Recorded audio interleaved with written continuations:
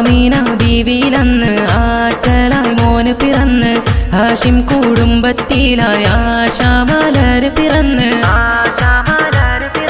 സത്യമതത്തിൻ മുത്തൊളി നൂറ് പിറന്നത് അജബല്ലേ പാരിൻ റഹ്മത്തായില്ലേ മക്ക പതിയിലണഞ്ഞില്ലേ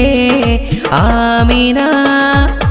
ആമീന ബീവിയിലന്ന് ആറ്റലായി മോന് പിറന്ന് ഹാഷിം കുടുംബത്തിലായി ആശാമലര് പിറന്ന്